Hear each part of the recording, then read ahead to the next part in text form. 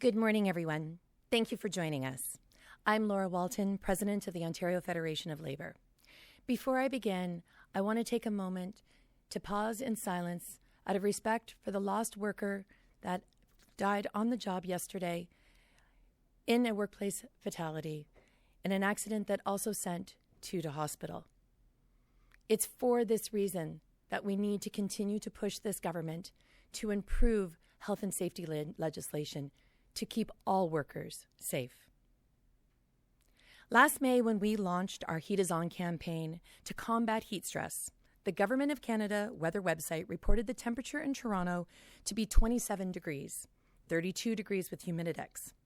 Now, on the other side of an extreme summer climate events, we are now seeing 20-degree temperatures like we have the last 2 days in November. The heat and its impact on workers, students, residents, and community members is real, and it's only getting worse. Heat stress will intensify as our planet heats up, creating a workplace crisis within a crisis.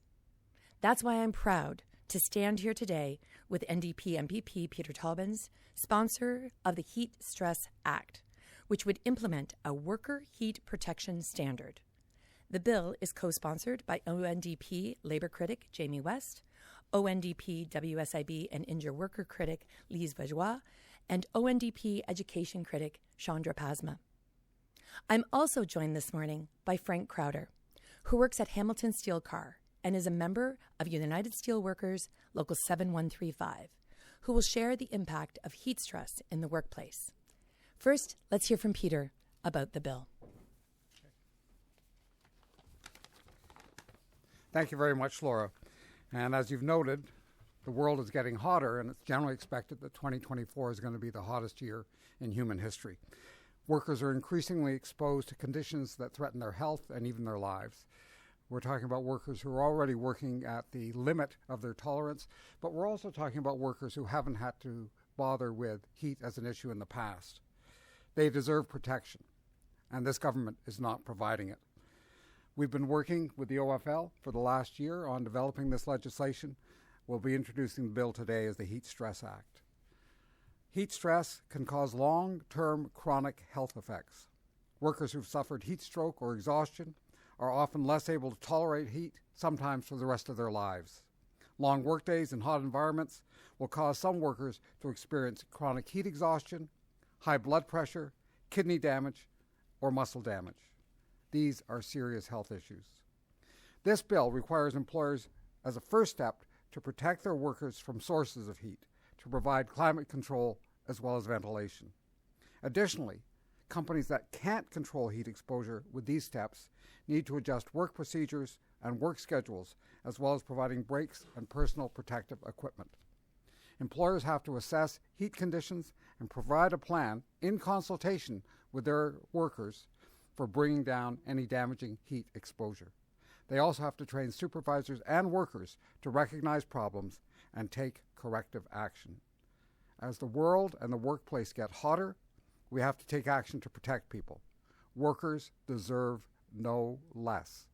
In closing, I want to thank President of the OFL, Laura Walton, and the whole OFL team for all the work they've put into making this bill a reality. I turn it back to you, Laura. Thank you, Peter. I would like to now invite Frank to come and share his story. Hello, my name is Frank Crowder. I work in the private sector for a company in Hamilton, National Steel Car. We have a incentive program built into our wage scale, which means that workers have to maintain a certain level of production, and if they don't, they could lose up to 25% of their pay. When safety is on the onus of the worker, workers will put money before safety, and we need legislation in there to protect those workers. It's a very difficult thing to change a human behavior and have them put their safety over money sometimes. Even though the union does try to work closely with the company, we do have a heat stress policy in place. But again, when it comes down to the worker, they will put their own safety at risk. And we believe that only by having proper legislation in there will enforce that to ensure that workers are safe. Thank you. Thank you, Frank. I would now like to call on Chandra. Thank you, Laura. Good morning. I'm Chandra Pasma, MPP for Ottawa West Nepean and NDP education critic. Every year, thanks to climate change, we're seeing more days with extremely high temperatures during the school year.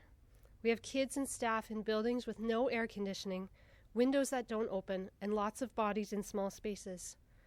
While there are minimum temperatures set for school, there is no maximum temperature. This means that classroom temperatures could be 30 degrees or higher, and yet staff and students are expected to carry on as if everything is normal. Obviously, teachers and education workers are concerned about the impact of heat on their students, but they are also experiencing these extreme conditions themselves. And in the case of education workers, they may be experiencing it in full body protective gear, covered from head to toe in thick, unbreathable material. They're not allowed to take this equipment off for safety reasons, even though body temperature while wearing this equipment can itself be a health and safety issue. We know that the number of days with high temperatures is only going to increase in the future. We can't just tell education workers and teachers to grin and bear it. They have a right to health and safety in the workplace. But we also know that their working conditions are our children's learning conditions, and that addressing heat stress for educators will help address heat stress for children as well. That's why I'm proud to be here today with my colleagues, announcing that we are tabling the Heat Stress Act. By requiring the Minister of Labour to create and implement a worker protection standard, we can ensure that there are limits on heat exposure in schools and that a series of protections are in place that range from cooling options to adjusting work practices to engineering and design changes to reduce heat exposure in schools. Together, these measures will ensure that we are protecting teachers and education workers, as well as workers in all sectors, from the many negative effects of exposure to heat. And applying this standard to our schools will help our kids too. Thank you. Thank you, Chandra. As we have highlighted since May, heat stress is a real danger for workers across our province. Extreme heat in the workplace injures, sickens, and even kills workers.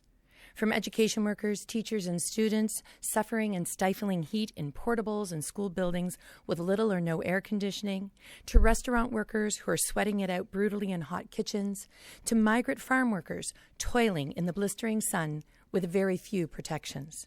The heat is a hazard that many cannot escape. Since the spring, hundreds of workers have signed a legislative petition calling for meaningful heat stress legislation and have shared their stories about the urgency of introducing heat protection standards. That's why we're here today, because workers deserve protection in the workplace. That includes heat protection. I'll now open it to any questions. We've been down this road before, and the government seemed like they were going to introduce heat regulations, and then they decided against it for whatever reason. What was going to make this the difference? If industry doesn't want this and the PCs are listening to that feedback, how is this bill going to change that calculus for them? I really think it comes down to a matter of economics. I mean, industry may not want it, but when you are losing workers to illness, when you're losing workers to death, when there are WSIB, penalties that have to be paid, or even worse, that there are payouts because of a loss of life, there's a real cost to this. The last time I was here talking about this in May, the Minister of Labour said it's common sense. Workers have the right to refuse. And I would suggest to the Minister, if we're working for workers, it's common sense to put protection in that will protect all workers instead of just leaving it up to the profit margin. Did you want to mention anything as well, Peter? Yeah. I guess one of the things that we should take on board is that this government is increasingly trying to portray itself as being pro-worker. And I think the argument that we would make is, if you're pro-worker, will you protect people's lives? Will you protect their health? In the lead up to an election, that can be a very powerful argument. And sometimes governments move when they have fear of being thrown out.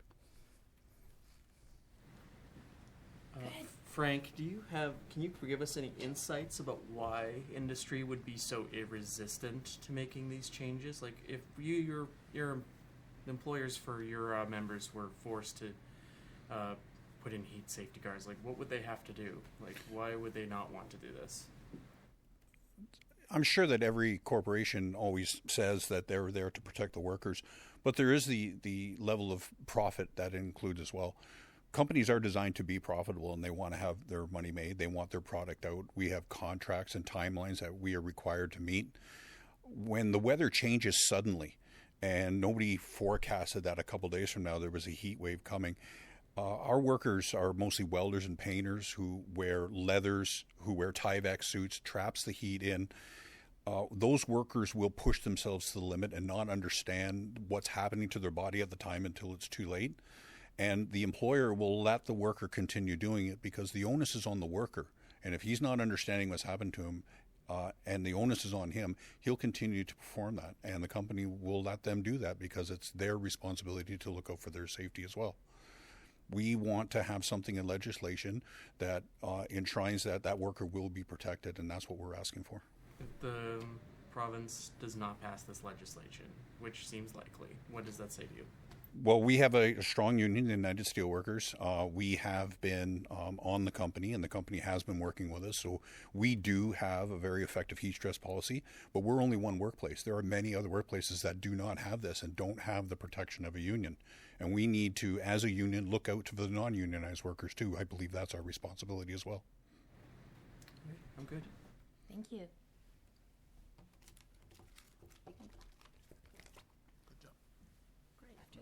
Okay, thanks very much.